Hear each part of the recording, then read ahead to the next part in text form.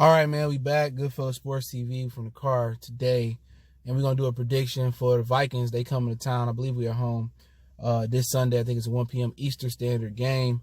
Let's talk about Vikings and the Lions. Let's dig right into it. Offensively, let's talk about the Vikings. MVP candidate Dalvin Cook, one of the best backs this league. Just talking about running the ball and he catching out the backfield. He is like Christian McCaffrey, but I think he's better in between the tackles. And when healthy out of Florida State, I thought he would have been he would be a beast, and now he's fulfilling that prophecy. And you talk about Dalvin Cook, and you talk about Kirk Cousins. You know, when Dalvin Cook healthy, what he giving you out the backfield? Kirk Cousins, not so much. He thrived last week versus the Philadelphia Eagles, which have one of the worst secondaries out there. I seen some Eagles fans mad that Jalen Ramsey went to the Rams when they was trying to trade for Jalen Ramsey. And I guess they told him that the Eagles picks would be later in the draft, and look at the Rams. Their picks can be even later. Now having Donald and Ramsey, two of the best of their position. But Eagles suck, you know, defending the pass, and that's no secret. Look at their corners. Ronald Darby is burnt toast, and Kirk Cousins took advantage of that. Kirk Cousins even struggled versus Giants throwing the ball a little bit, and he got two of the best receivers in the league. Definitely, if they had a better quarterback, that might be the best tandem. You talking about Landry and Jarvis Landry and Odell Beckham. Thielen and Diggs as good as it get. They might not have the cachet of Odell Beckham, but Diggs showed up last week. He had 3 big touchdown catches, and I believe he could have had a 4th in that game. And also, they got Kyle Rudolph, who's been a Pro Bowler twice in his league. Irv Smith, rookie tight end out of University of Alabama. And what's the problem with the Vikings is their inability to win in the trenches, and Kirk Cousins consistency throwing the ball from the pocket, and he really doesn't give you mobility where, you know, he can run around and give you some yards. You know, Stafford is way more mobile than Kirk Cousins, but looking at Kirk Cousins through the years at Michigan State, his shortcomings always been in the big moments and making that big throw. And I think Minnesota is regretting giving him that fully guaranteed like $84 million contract. But another problem they got is in the trenches. You know, they having problems. I think Riley Reef is over there, one of our Lions, and he wasn't that good over here, especially in run blocking. But if anything, they excel at is run blocking. But they have problems protecting Kirk Cousins a little bit, especially versus the monsters up in Chicago. So, you know, Chicago can be dominated in the trenches as well because of their lack of offensive line. But Kirk Cousins, you know, he got some of the good short yardage receivers. You know, Thielen, he good route runner. Diggs can take it to the house. Irv Smith got some athletic ability that he ain't really got to show yet. And Kyle Rudolph is a big target. So if they really can get it down pack where they get the ball running, they can play action and do a lot of short, you know, screens and short, you know, slant routes and then get you with a double moves and get you with play action, get you peeking in the backfield. Kirk Cousins can make throws down the field. He might not have the biggest arm, but he got enough arm to get those balls down the field. And if you don't stop the run with Minnesota, and better yet, if you don't stop the run with Minnesota, and you don't get after Kirk Cousins early, and both of those go hand in hand, you're going to have a hard day unless Kirk Cousins just, you know, in one of his moves where he ain't making those throws, he in his inconsistent days, and, you know, it ain't even you lucky. You know Kirk Cousins could be inconsistent. The bigger the game, the more inconsistent that he is, but you know, they don't fear the Lions, you know what I'm saying? And especially the Lions coming off a loss to Green Bay, their morale is either going to be down or they going to, come together and try to be mentally strong and resilient and prove that Monday night was a fluke. But just looking at how you stop Minnesota offense is you stop Dalvin Cook. And our problem is getting after the pass rusher and the depth in the D-line. But we got the run stoppers, Robinson, Harrison, but the way, you know, Patricia and Pasqualoni playing defense where they only rushing 3 and 4 and playing coverage in the back end, you don't have the defensive tackles to really push the pocket in the middle of the defense. Deshaun Hand is missed, and today they said, he day-to-day. He day-to-day, and with him being day-to-day, they said his stamina is being an issue, but he's very, very important, you know, because he the one defensive lineman that can really split double teams, that really bring electricity from the 3 technique or in the defensive end spot. He's the best pass rusher on the team, in my opinion. Trey Flowers is a good pass rusher as well. You've seen him Monday night. He got some pressure on Bakhtari. But, you know, when you don't have nobody else to double team, you know, every great pass rusher need a PIC, you know. And you see Aaron Donald's numbers down because he don't have Ndamukong Suh no more. And Trey Flowers needs some help. Who really rushing? You don't fear Romeo Orakwa, excuse me. Devin Kennard ain't always coming off the edge. You know, sometimes he dropping in coverage. I would like to know his rush to drop ratio. So he really don't have no partner. And when he ain't come back, I think you see Flowers numbers go up. You see the Kennard numbers go up. But the Lions do need that pass rusher. But the good thing about it is, Mike Daniels can rush a pass rusher when he's healthy, but he ain't been healthy all year and he's still hurt. The lack of depth in the middle, and if they start getting wore out, what Aaron Jones or Jamal Williams in Green Bay did this week, with the lack of defense, with the lack of depth in the middle of our defense, I look for Dalvin Cook to have a career day because of the lack of depth. And if he have a career day and they not able to get after the passer, then I look for Kirk Cousins to somehow find his mojo and make some great throws, man. So it's definitely going to be a tough game defensively. And if we get Quadre back, we need him back, and, you know, everybody else healthy, it's going to be a tough game. But they got to stop the run, and they got to get after that passer. That's imperative. They got to stop the run, and they got to get after the passer. And if they're able to do that, they'll win. But if Minnesota has a running exhibition like Green Bay did last week, they don't have a lot of problems. Unless Kirk Cousins just had one of his off days. Now, offensively is a big problem I'm worried about, because the inability to run the ball versus Green Bay, I'm going to guess and say Minnesota is better than Green Bay at running the ball.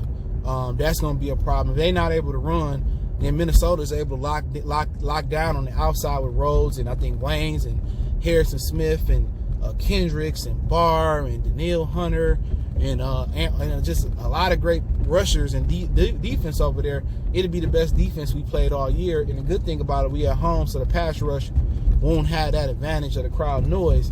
But it's a bad matchup. They can match us on the outside. Hockenson is going to have to win. Amendola, who out there playing like an old wore-out receiver, he had a great matchup last week, wasn't able to exploit it. If Hockenson and Danny Amendola don't have a great game this weekend, and our run game is what it has been in the past this year, and or Galladay and Jones don't win their matchup, really it's T.J. Hockenson and Amendola is the ticket to this game. And if they can find some success running the ball, but this is a bad matchup for the Lions, man. The Vikings got a really, really tenacious defense, a sound defense. They got good back end. They got good front end. They're not going to bite like Green Bay bit. They're able to stop the run. And my problem with us is we got to be able to stop. We got to be able to run the ball. We haven't been able to have success running the ball in between the tackles. Or if you can't run in between the tackles, you can't run on the outside. And what Darrell Bevell going to have to do is start putting Tyler Johnson and Kerryon Johnson on routes. He need to look at what they do with Alvin Kamara and what they did with Todd Gurley and the Rams and Kamara with the Saints. He need to be putting Kerryon and Tyler Johnson on those type of routes and getting those matchups, especially in man-to-man coverage. He need to call more screens, more running back screens, some tight end screens, some receiver screens, jailbreaks, bubble screens. And he need to really get in this bag and substitute the running game for the short passing game.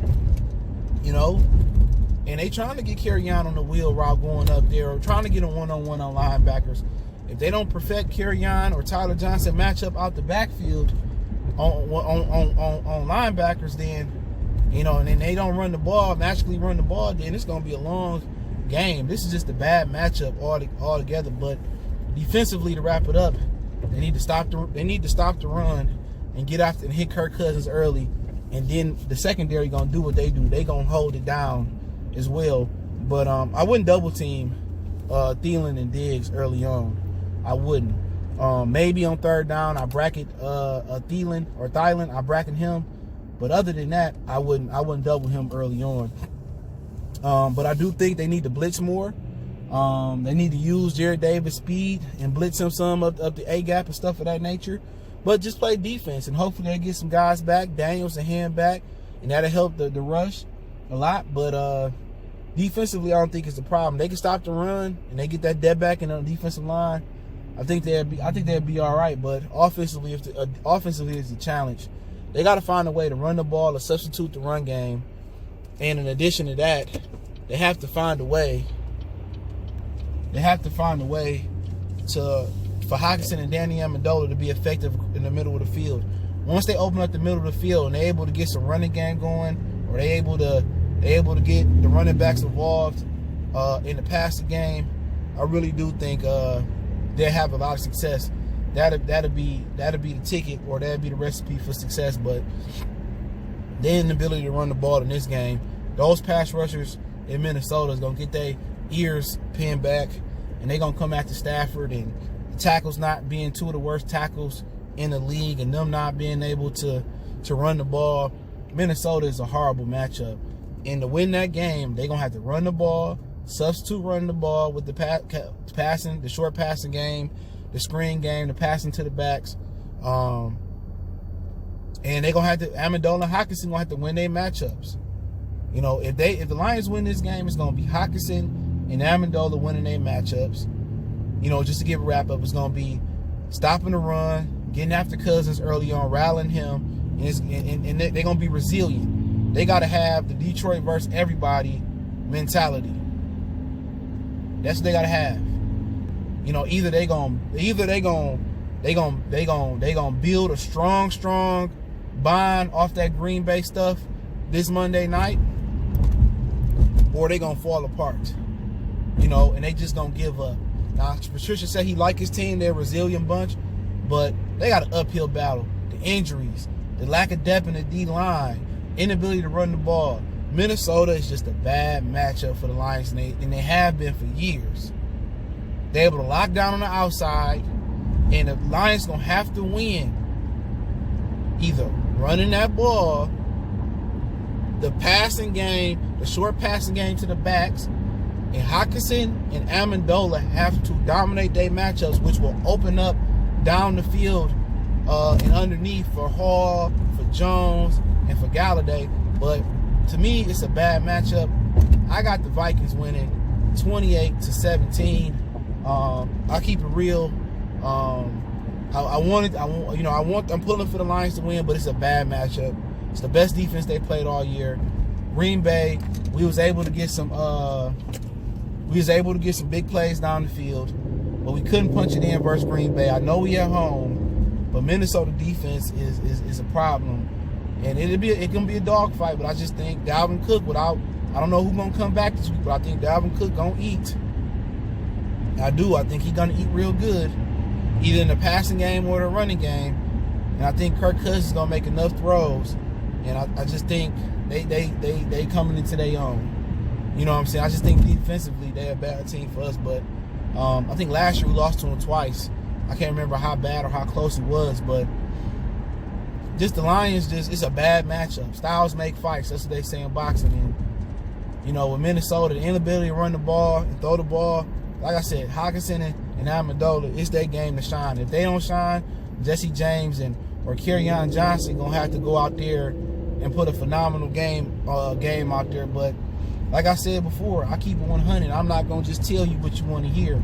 I want to be informative, and I want to keep it real. I understand when you keeping it real, people gonna say you a hater, or you know, you really don't like the line. Hey man, I just tell it how it is. I approach this from a schematic and a blueprint standpoint. I love the Lions, but I got Minnesota winning 28-17.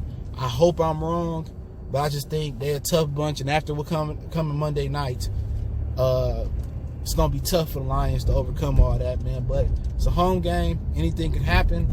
Right now we 2-1. Minnesota 4-2. They second in the division. Good football, 4-1, I think. Good football team, man. They really is, man. And I don't think it's no shame to losing to Minnesota, but it is what it is. Let me know what y'all think in the comment section.